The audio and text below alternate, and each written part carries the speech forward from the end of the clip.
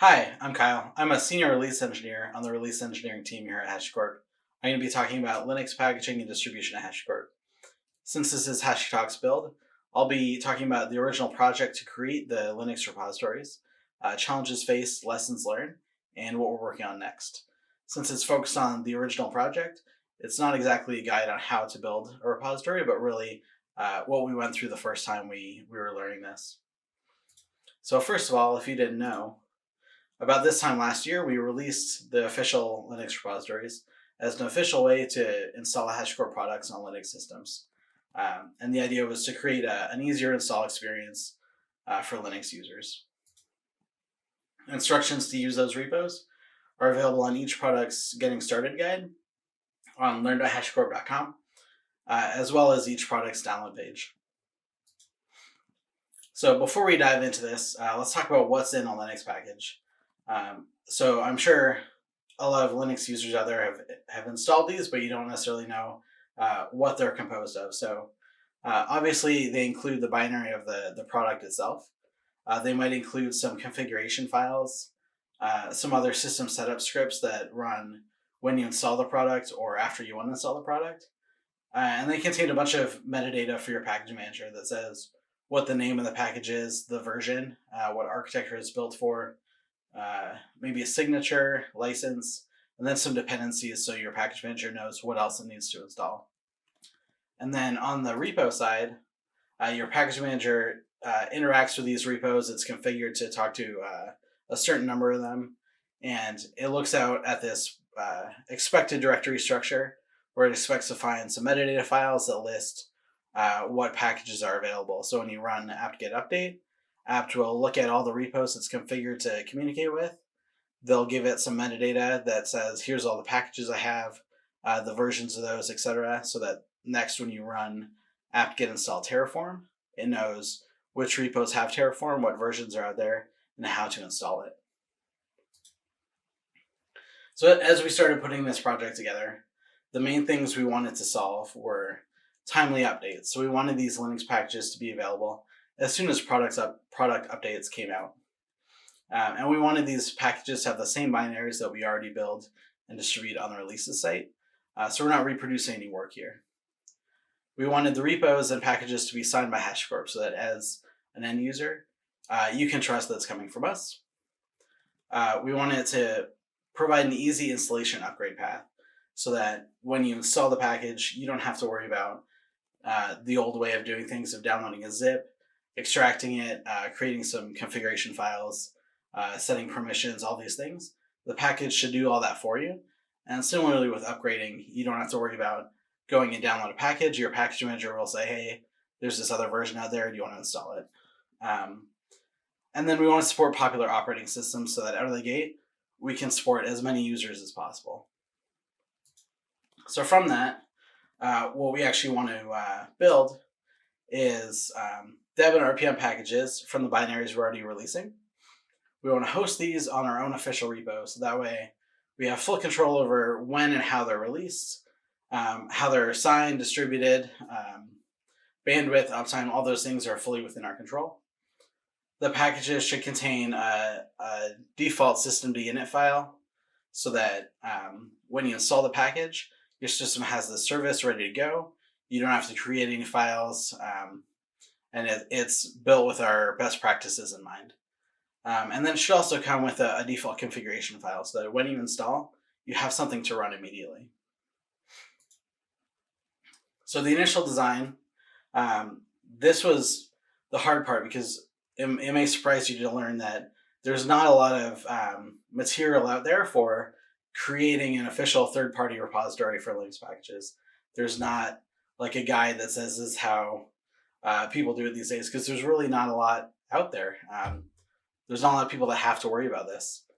So what we end up coming up with here was we've already got this existing pipeline that builds and releases the products.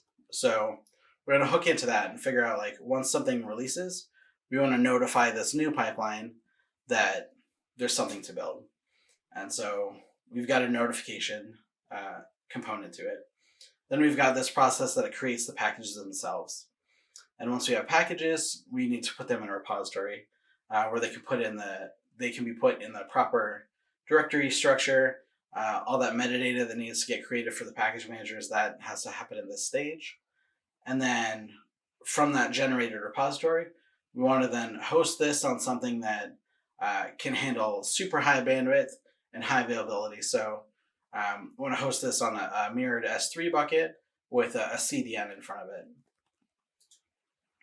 So going into that first step, that notification, we've got existing tooling within HashiCorp that releases the products to the releases site. So what we did is we modified that to emit a signal when we release something, so that we can hook into that and perform some steps. So here in this example, we've received this notification that there was a console release. So we've got this Lambda function that receives that notification, and it looks at the releases site, and it looks at our repository, and it figures out what versions are on the releases site that we have not packaged yet. And it'll kick off a packaging process for each of those versions. So in this example, we can see we picked up version 1.10.1, and we've told Circle CI, our CI system, to create the Linux packages for console for this version. And so within the CI process, we actually want to create the packages.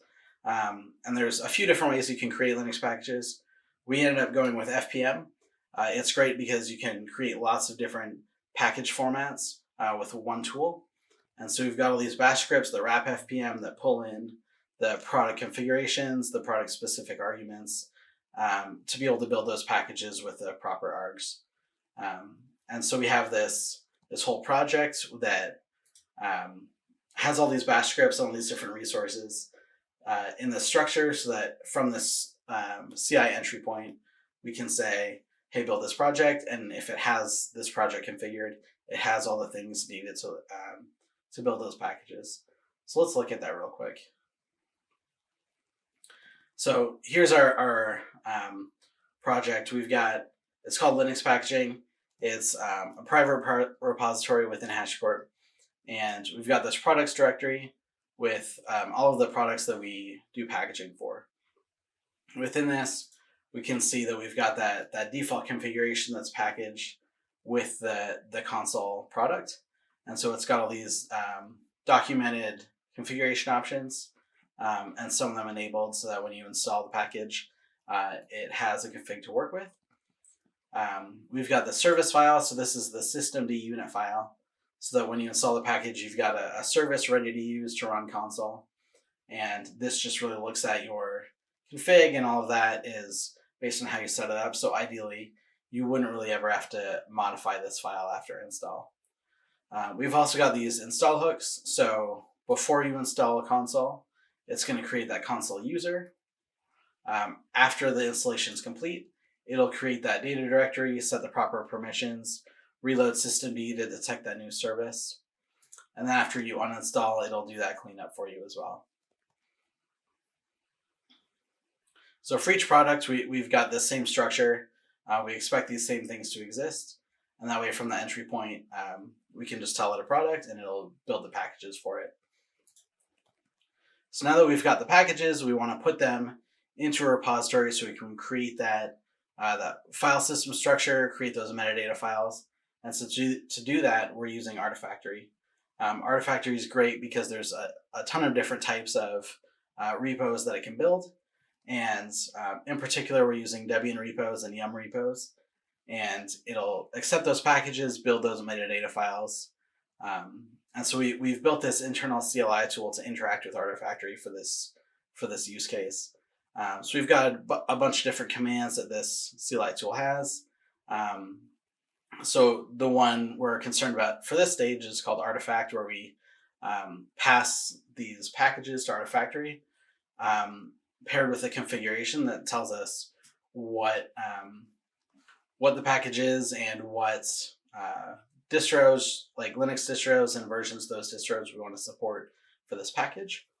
And you can see a few other commands here too, like add distro support for when we add support for new Linux distro versions, publish, which we'll get to a bit later, for actually releasing that repo to the public repo.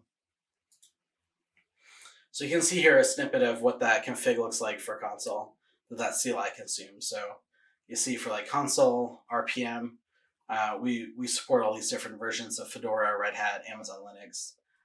For console devs, we support Ubuntu, Debian, and a bunch of versions of those. So the CLI consumes that and then uses that to send this package to Artifactory, which you can see now it's creating all the metadata for all of these different release versions, so that as a user on any of these systems, I can interact with the repo. Now that we've got this repo with our package in it, we want to put it in a place that we can distribute it to users. So we take that whole structure and we actually mirror it on an S3 bucket with Fastly as a CDN. So we've got another subcommand for that CLI tool that looks at anything created in the Artifactory repo that does not exist on our public repo, and it syncs it up. And then Fastly will pick up the changes in the cache. And now as an end user, you can install the new versions. Other things that we need to be concerned with throughout this process is testing and validation. So after we create packages, each product has its own series of tests that runs to make sure that all the things we've packaged with that binary, so like the configuration, the service, all the install scripts, we want to make sure that all actually works. So you can see for console, we actually run some inspect tests that verify that the package can be installed and the service can be enabled and running. That running step is actually pretty crucial, because a lot of times if there is an invalid config or maybe something changes and that config is no longer valid with this version, then it won't get to that running step, and we can see that there's something that needs to be updated. And then on the validation side, we also want to validate that once we put those packages in Artifactory and the things get generated, we want to make sure that all the things that were generated are valid. So we do a whole validation step between the Artifactory step and the public release step to make sure that everything generated is valid. So pulling it all together, we've got that notification from our release, and we can say, hey, create some Linux packages for this product. And then we create the dev and RPM with that binary with all the different configs that we've set up here and all the metadata required. We test those packages to make sure that all the things we put together work together. We then put those packages in Artifactory so that we can generate that structure, all that metadata, so that our package managers can use it. We then validate all those things we just generated, and then we sync that repository up to the live repo. So how did we do? All the things I just said, I think we met all the requirements that we talked about at the beginning. So we've got product releases for the Linux packages as soon as the releases come out. We've got an easier installation path, because now I don't have to worry about creating that service file, the configuration, the users, all those things. It all gets created for me when I install. And then versions, when a new version comes out, my package manager can just do the upgrade in place.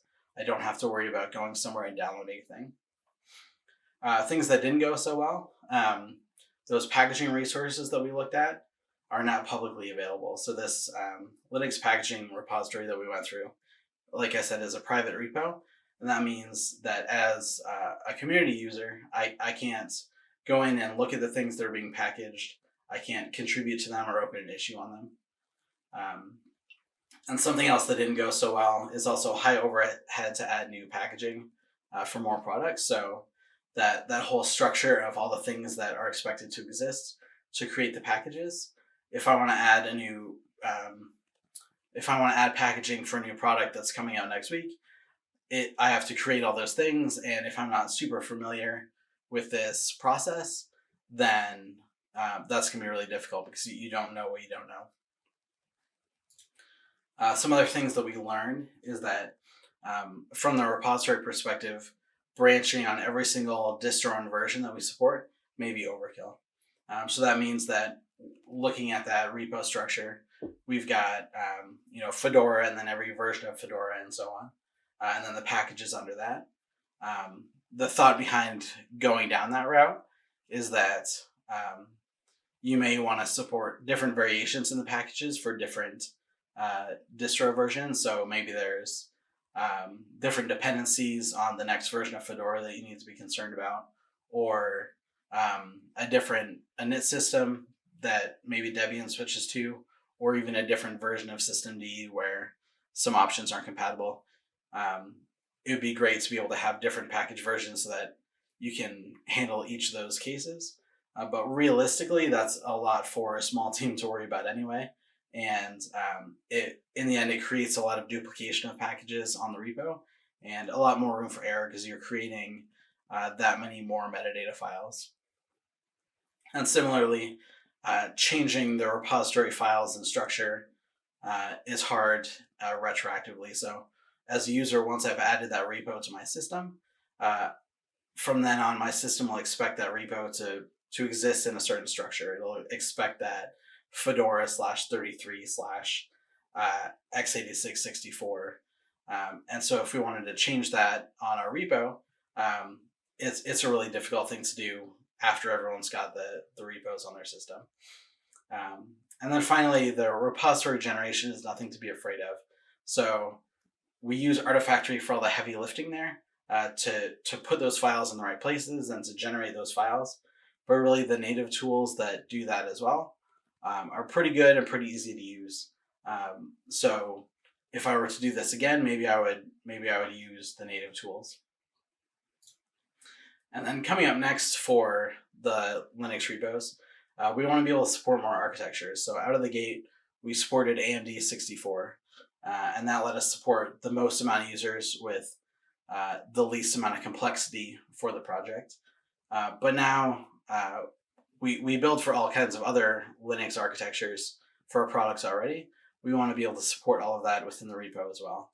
So adding support for architectures, making those packaging resources public and associated with their respective product, so that from the community you can open issues and contribute to those files and see them. So that's coming up as well. And then supporting more products. So really anything on the releases site that makes sense to provide as a Linux package, we want to be able to do that. So there's different variations of products too, like Vault HSM. We want to be able to have packages for that.